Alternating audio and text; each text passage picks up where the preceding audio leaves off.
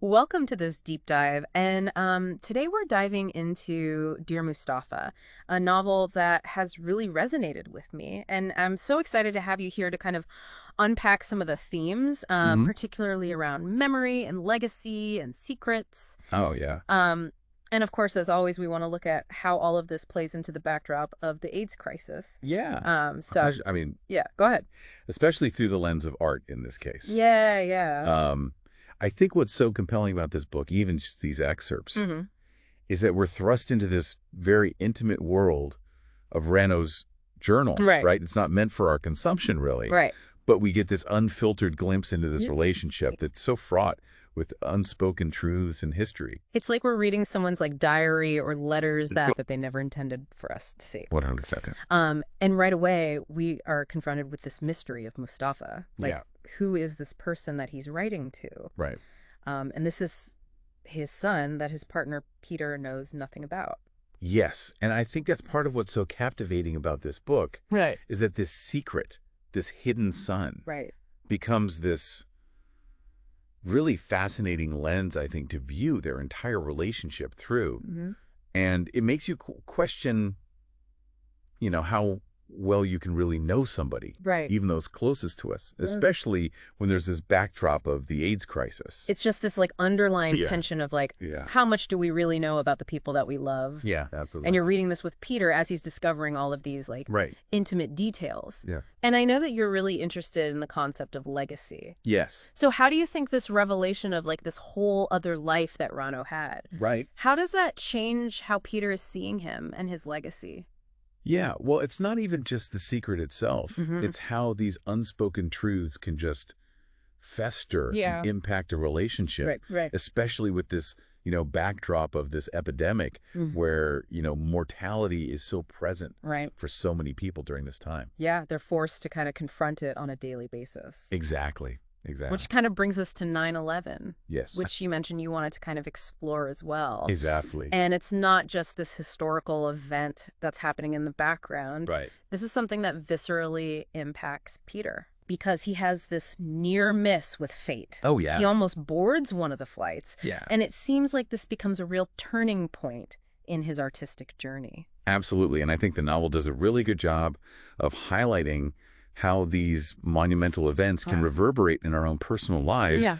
and kind of almost force us to examine our own mortality. Mm-hmm. And I think for Peter, this near encounter with death becomes really intertwined with Rano's death. Mm-hmm. And I think it kind of pushes him towards painting the cityscapes, Yeah. particularly of New York. It's like he's trying to find something permanent and solid Yes. after all of this loss I think so. and uncertainty. Yeah. Yeah, definitely.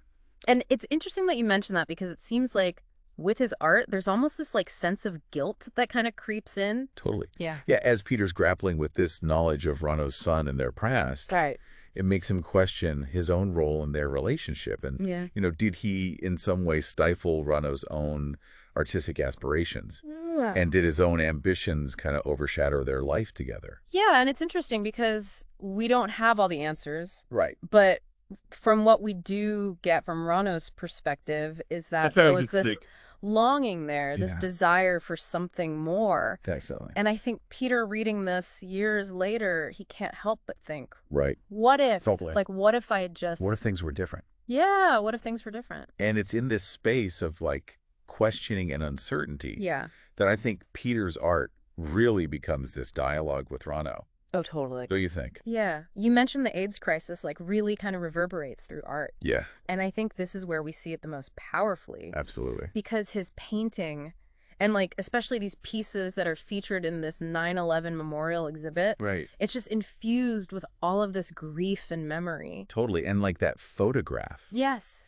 the fact that he incorporates that photo of Rano Yeah. in front of the Twin Towers, it's like he's weaving their stories together, Mm-hmm. you know? It's such a powerful image of Yeah. like how our lives just kind of Totally. intersect with history in Absolutely. these like really profound ways. And even in the face of these huge events, Yeah. love and memory endure, Yes. you know? And like it's not just like memorializing Rano, but we were talking about like those cityscapes he was doing Yeah. and how they kind of go from like almost this like photorealistic image to Yeah. something much more abstract. Yes, and I think that's Peter grappling with, like, the rawness of his grief, Yeah. the weight of everything that went unsaid. Like he's trying to paint his way Exact. through the silence. Yes. Yeah. And trying to understand Rano by externalizing his own struggles.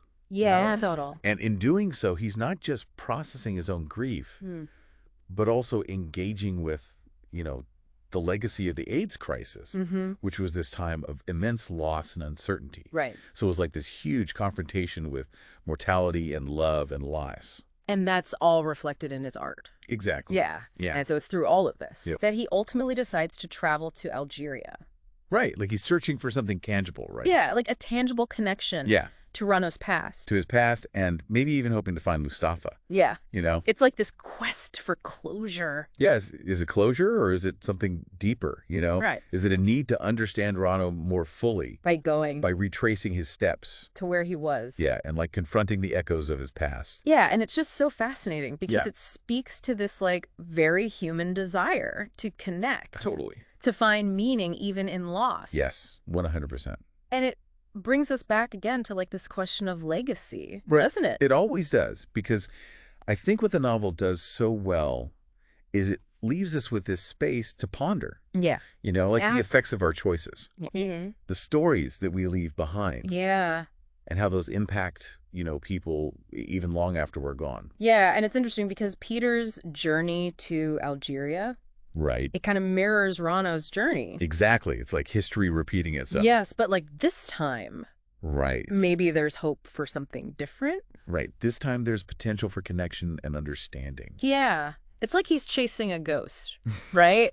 Like trying to grab onto something that isn't really there. Yeah. And I keep thinking about, your interest in the AIDS crisis Right. and how that time period really like hangs over this whole story. Yeah, like a shadow. Yeah. And it just makes me think about all of those like untold stories. Right. And like you said, all of those goodbyes that were left unsaid. It's like this collective loss that Yeah. we're still grappling with. Yeah. And Peter's journey, even though it's fictional, it kind of highlights that universal need to understand. Yes, and I think that's what makes the ending so powerful, Yeah. because it doesn't try to tie everything up neatly. Right. It leaves us with this lingering question. Yeah. What would it look like for Peter to actually connect with Mustafa Mm-hmm. and to bridge that gap of time and distance in history? It makes you think about all the different ways that Yeah. we're all connected, even across generations. Right, like these ripples Yeah. that we might not ever fully see. And maybe in all of that searching, Yeah. Peter can actually figure out who he is. Exactly, like who he is in relation to Yeah. Rano, to Mustafa, to To his art. his Yeah, art, exactly, their- to his and own life. Yeah, it's that self-discovery. So as we kind of wrap up this deep dive into Dear Mustafa, Yeah. is there anything that like really stood out to you? I think for me, it's just this beautiful reminder Mm-hmm. that even when faced with like immense loss and uncertainty, Right.